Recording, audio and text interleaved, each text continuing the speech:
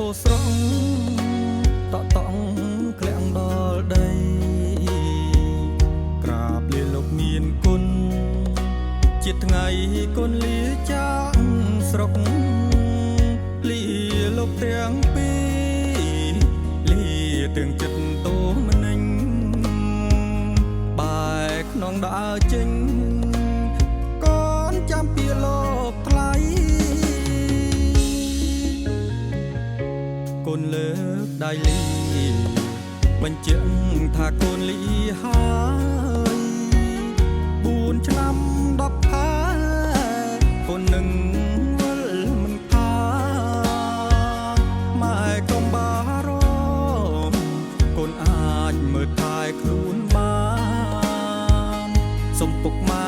សុខសាន្តទូលំបាក់ប្រានក៏កូនសុខចិត្តមកដល់ស្រុកទេចំណឹកណាស់ស្រុកខ្មែរនឹកពុកនឹកម៉ែនឹកយាយតាចាស់ចាស់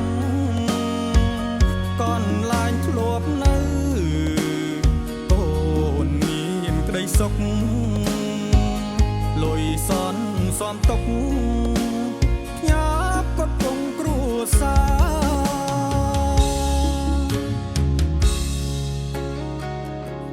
4ឆ្នាំ10ខែកូននឹងជួបមុខយើងសាងក្តីសុខជួបជុំគ្រួសារចម្រៀងកូនច្រៀងជូនមេត្តាបៃតាបវរថ្លៃថ្លានៃជាមលោកនៃកូនអើ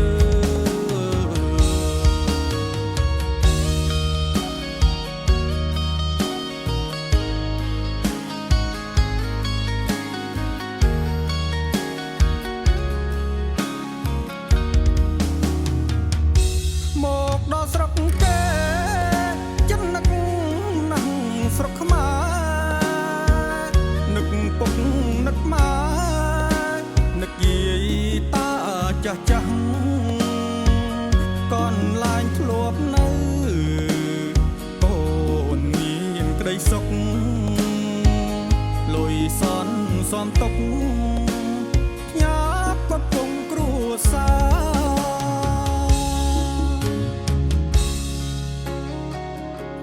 4ឆ្នាំ10ខែកូននឹងជួបមុខយើងសាងក្តីសុខជួបជុំគ្រួសារចម្រៀងកូនច្រៀងជូនមេត្តាបៃតា